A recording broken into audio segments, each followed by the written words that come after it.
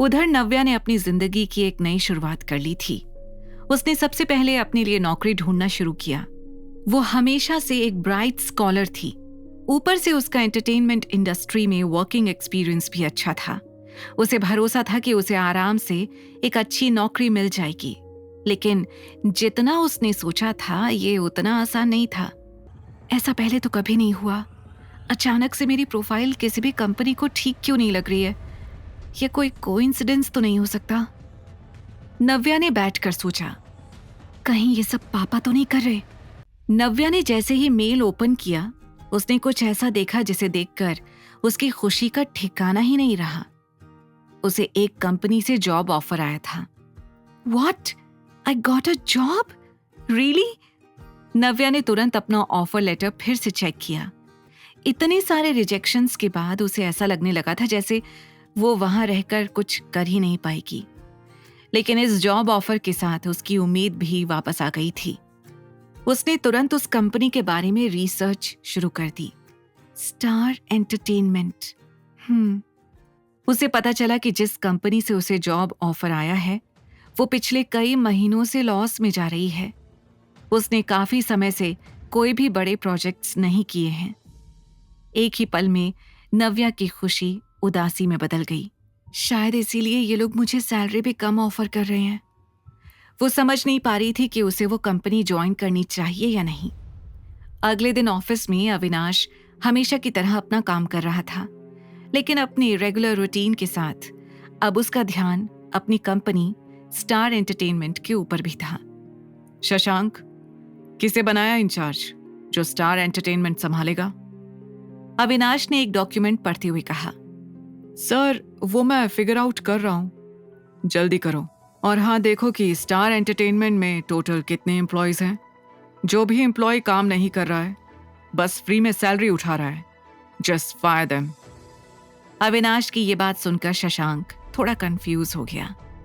Sir, मुझे आपसे कुछ डिस्कस करना है, शशांक ने डरते हुए कहा और अविनाश के सामने एक फाइल रख दी। सर, इसमें कुछ ऐसी एप्लीकेशंस हैं जिन्हें स्टार एंटरटेनमेंट की तरफ से ऑफर लेटर जा चुका है। इनमें से कुछ काफी केपेबल भी हैं, जैसे कि ये। मुझे समझ नहीं आ रहा है कि इनका करना क्या है। इतना कहकर उसने नव्या का सीवी सबसे ऊपर रख दिया। पहले तो अविनाश अपने काम में मग्न था, लेकिन अचानक नव्या का सीवी देखकर वो हैरान रह गया। Is she still here? Why? वो तो वापस बेंगलुरु जाने वाली थी। अविनाश के मन में तुरंत आया। जहां अविनाश नव्या और आरव के बारे में सोच रहा था, वहीं शशांक उसके जवाब का इंतजार कर रहा था। सर, इन्हें कल ही जॉब ऑफर गया है, क्या करें अब? शशांक ने पूछा। अगर लगता है कि ये काम कर सकती है तो कीप हर, अदरवाइज जो ठीक लगे वो करो। उसने डिसाइड किया कि वो फाइनली स्टार एंटरटेनमेंट ज्वाइन करेगी। ये मम्मा की नई जॉब लग गई, अब हम पार्टी करेंगे। आरव ये चिल्लाते हुए खुशी से पूरे घर में घूम रहा था। आरव की खुशी देखकर नव्या भी अब इस नई शुरुआत के लिए एक्साइटेड थी। हाँ, करेंगे पार्टी। बताओ कहाँ चलना है शाम को? Italian restaurant. मैंने सब पता कर लिया है। वो यहाँ से थोड़ी दूर है, लेकिन वहाँ का इटालियन खाना इज सुपर्ब, आरव ने कहा। शाम को आरव के बताए हुए इटालियन रेस्टोरेंट में डिनर के बाद नव्या बिलिंग काउंटर पर खड़ी थी। तभी उसकी नजर सामने से आ रहे कनिका और ऋषि पर पड़ी। दोनों बाहों में बाहें डाले नव्या की तरफ बढ़ रहे थे। नव्या उनसे नजरें भी नहीं मिलाना चाहती थी, इसलिए उसने जल्दी से बिल पे किया और आरव का हाथ पकड़कर वहां से जाने लगी। व्हाट अ कोइंसिडेंस दीदी, तुम यहाँ? कनिका ने मुस्कुराते हुए नव्या को बीच रास्ते में रोक लिया। नव्या ने उसकी तरफ देखा, लेकिन वो उसे कोई जवाब नहीं देना चाहती थी। जैसे ही उसने साइड से निकलने की कोशिश की, ऋषि ने उसे रोक लिया। कनिका तुमसे बात करना चाहती है और तुम उसे इग्नोर कर रही हो। हाउ डेयर यू, ऋषि ने नव्या को घूरते हुए कहा। इतना सब कुछ करने के बाद भी तुम लोगों की मेरे सामने आने की हिम्मत कैसे हुई?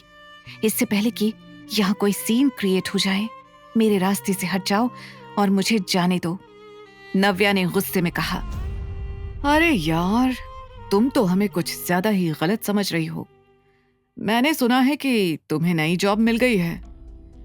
हम तो बस तुम्हें कॉन्ग्रेचुलेट करने के लिए आए थे। ऋषि ने मुस्कुराकर कहा। वैसे ज्यादा दिन टिकेगी नहीं तुम्हारी ये जॉब, जल्दी ही वापस सड़क पर आ जाओगी तुम। फिर इस बच्चे को लेकर भटकना पड़ेगा।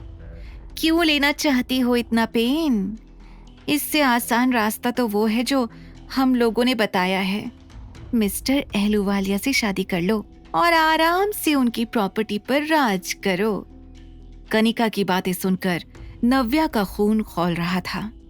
अरे ये तो सोचो, ये बच्चा भी किसी को पापा बोल पाएगा। कनिका ने नव्या को और भड़काते हुए कहा। कनिका स्टॉप, नव्या ने गुस्से में कहा। सही बोल रही है वो। तुमने अपने बेटे को इतना भी नहीं सिखाया क्या कि ऐसे ही किसी को पापा नहीं बोलते हैं? आगे की कहानी जानने के लिए देखें अगला एपिसोड सिर्फ पॉकेट FM के YouTube चैनल पर, और द रिटर्न के सारे एपिसोड्स को सुनने के लिए डिस्क्रिप्शन में दी लिंक से डाउनलोड करें पॉकेट FM ऐप।